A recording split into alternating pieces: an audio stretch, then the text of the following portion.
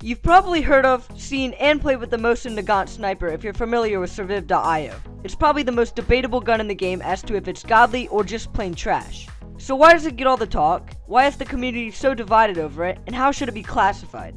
Let's start by noting that skill level has a lot to do with the opinions a player will have about the Mosin. If they're new to the game, they might pick it up with their one-time scope and enter onto the open shooting ground.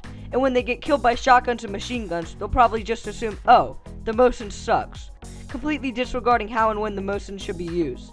Even as a player gets better, there's still an issue they might have with the Mosin: quick switching. In case you don't know, that's using the mouse wheel or the keyboard to quickly switch from one gun to another. And why does that matter? It matters because the Mosin has an extremely long player reduction speed after it's shot. So if you don't switch to your other gun, you're basically frozen in place as a shooting target. This is why so many new and middle skill players think it sucks. In reality, the Mosin is actually one of the most powerful guns in Surviv. If you hear any pro talk about it, they'll likely say it's in their top 5. Take Firito, a well-known player. In his Ranking Every Gun for Solo Squads video, he ranks the Mosin 4th. Why?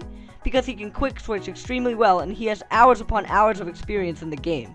If you don't believe me, look at the stats. The Mosin has the longest range in the game, making it extremely overpowered for players with a large scope. Not only that, it has the highest damage per bullet in the game, other than shotguns. So yeah, it's good. But don't go preaching around that it's the best gun in the game either. It's not. Its fire rate is still really low, and if you're not accurate, then you're pretty much out of luck. You're also probably not going to have much luck with anything below a 4x scope or even an 8x scope.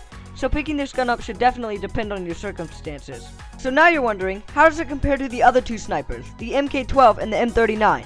Well, these two rifles are quite a bit different than the Mosin, not to mention, worse. They are both semi-automatic rifles that fire very quickly. This makes it annoying if you have to spam click while focusing on aiming and firing.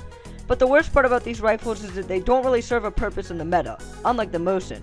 Both could be replaced by an SMG, LMG, or an assault rifle that would be much more efficient for endgame combat.